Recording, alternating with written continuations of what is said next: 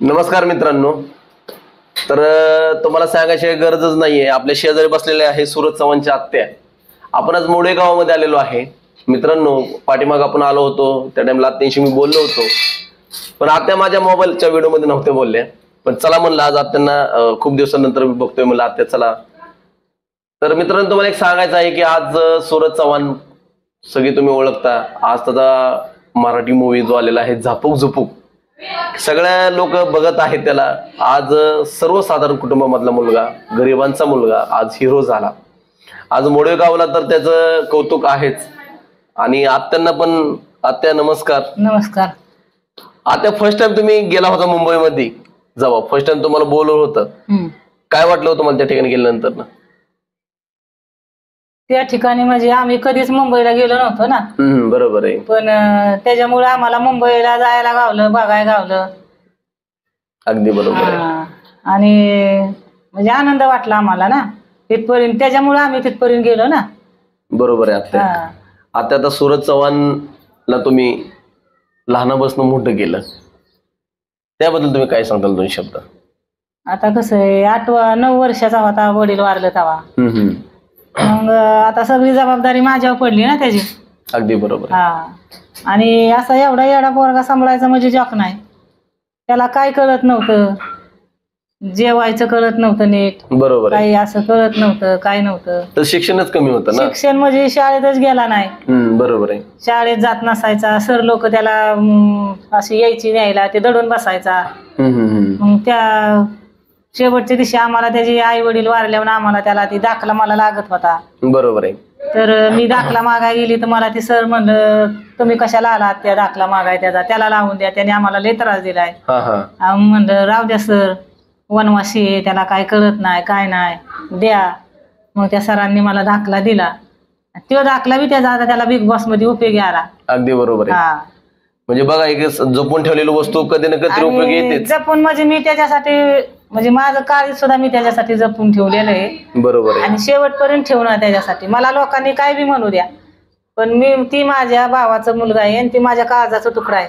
नक्कीच नक्कीच. आता तुमचं फॅमिली कशी, मला सांगा की तुमची फॅमिली आमची लय आहे. माझ्या भावाची 5 मुली आहेत. त्यांचं मालक आहेत, परत त्यांची मुलं आहेत. आमचं जवळजवळ माझी मुलं आहेत. आम्ही 10 माणसं आहे. जवळजवळ आमचं 30-40 माणूस आहे आज घरामध्ये. अगदी बरोबर आहे.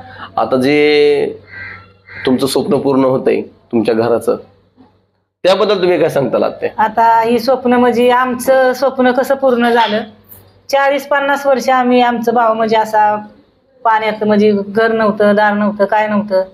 म्हणजे गावातली लोक सुद्धा त्याच्याकडे बघत नव्हती. बरोबर आहे. देत नव्हती घर कुणी. आणि एक दिलं होतं आपलं घरकुल, पण ती काय असंच होतं. अगदी बरोबर. आणि मग आम्ही बिग बॉस मध्ये गेलो. आम्हाला ऋतिक सरांनी भरपूर मदत केली. रितेश सरांनी भरपूर मदत केली. आणि आज पण जी बाळ आहे आमचं, ते ऋतिक सरांमुळेच आज येते. नक्कीच नक्कीच. आणि ऋतिक देशमुख सरांना आज कोण ओळखत नाही. आज मराठी माणूस. आणि आज त्यांचं वडील किती मोठं होतं. बरोबर आहे. आणि मग त्यांनी तिथनं आल्यावर परत मग दादांनी बी आपल्या बोलावलं, हे केलं. संग्राम मोरे ती त्यांनी नेलं तिकडं. दादांनी आज एवढं 50-60 लाखाचं घर दिलं. बरोबर आहे. आज कुणी आम्हाला घर देत नव्हतं, पण दादांचा म्हणजे मी मनापासून आभार मानते. आज एवढं मोठं घर दिलं. म्हणजे आज सूरज चव्हाणला तुम्ही घडवलं, आणि आज तो घडवल्यामुळे, तुमच्या घडवण्यामुळे तो आज पुढे गेला.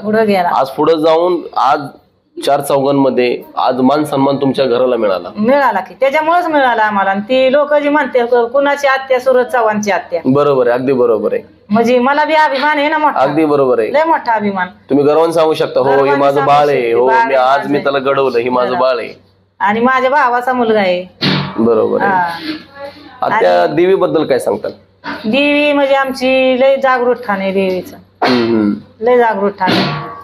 देवी अशी आहे, नवसाला पावणारी देवी आहे. तुम्ही जर एक शब्द बोलला तर तुमचं ती शब्द पूर्ण करणार.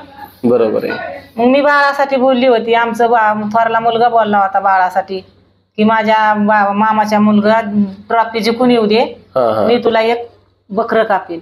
बरोबर. आता आम्ही ही सातीच्या टायमाला देवीची यात्रा असते त्या टायमाला आम्ही त्याचं ती नवस फेडून टाकणार आहे. पूर्ण करणार त्याचा नवस. बरोबर आहे, बरोबर आहे. आणि मी सुद्धा पहाटे पाणी घालायला 2:30 वाजता देवीला गेलती बिग बॉस मध्ये जायचं तेव्हा की माझं बाळ बिग ट्रॉफी जिंकून येऊ दे म्हणून. आणि प्रत्येक पत्रकार मला यायची म्हणायची कोण जिंकणार, मी म्हणायचे माझं बाळच जिंकणार. तुम्हाला तेवढा विश्वास होता ना, देवीवरती पण विश्वास होता आणि तुमचा विश्वास होता, संस्कार तुम्ही दिला त्यावरती तुमचा विश्वास होता. अगदी बरोबर आहे. ओके. धन्यवाद आत्या. काय नाव तुझं? साक्षी विनोद जाधव. बर. तू कितवीला आता? 7वीला जाणार आहे. 6वीला. अच्छा, 7वीला जाणार. 6वीला होती, 7वीला जाणार आहे. बरं. आज तुझ्या सूरज दादा बद्दल तू काय सांगशील? काय सांगशील आज सूरज दादा बद्दल?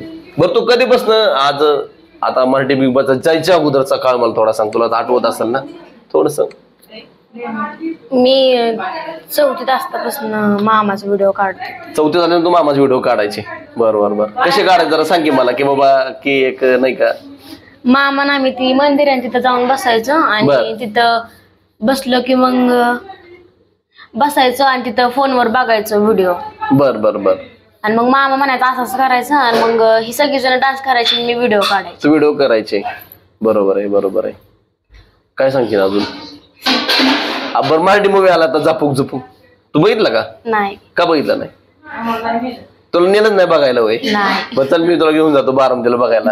येणार का? नको. बरं ठीक आहे, जाऊन ते असून दे. झापूक झुपूक हे गाण्यावर तुम्ही रील्स केली, ते गाणं व्हायरल झालं.